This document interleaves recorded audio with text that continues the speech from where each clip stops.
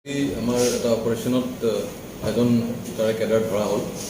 তেখেতৰ নাম হ'ল ৰিংখাং মুছাহাৰী। তেওঁ ঘৰ ৱেষ্ট দাইচুংগুৰি, আমাৰ আমগুৰি থানাৰ আণ্ডাৰ। তেখেতে তাত সেই গ্ৰুপটোত জইন কৰিব যাওঁতে যিটো ফটো মাজতে ওলাইছিলে সেই মানে ক'ৰ গ্ৰুপৰ মেম্বাৰ হয়।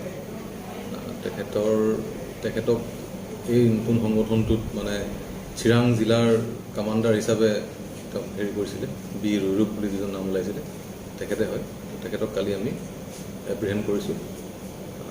আমাৰ এটা অলৰেডি কেছ ৰেজিষ্টাৰ্ড আছিলে, সেইটো কেছতে আমি আনি তেওঁক এতিয়া আৰু সোধপোছ চলাই আছোঁ।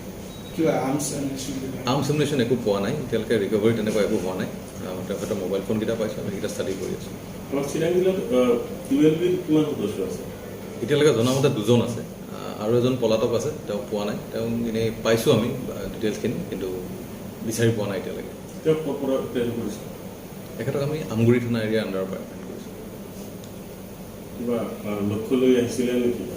তেওঁ আমি জনামতে এই সংগঠনটো কেনেকৈ স্প্ৰেড কৰিব পৰা যায় আৰু ৰিক্ৰুটমেণ্ট নতুন মানুহ কেনেকৈ হেৰি কৰিব পৰা যায় সেইখিনিয়ে মেইনলি তেওঁ টাস্ক লৈ আহিছিলে। সেইটো আমি এতিয়া ষ্টাডি কৰি আছোঁ, কাক কাক কণ্টেক্ট কৰিছে, কেনেকৈ কৰিছে আৰু কোনোবা কেনেবাকৈ কৈছে নেকি, সেই কথাখিনি আমি উলিয়াবলৈ চেষ্টা কৰি আছোঁ।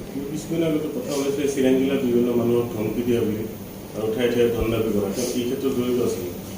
এতিয়ালৈকে আমি সেইটো তথ্য আমি গম পোৱা নাই, সেইটো গম পোৱা নাই।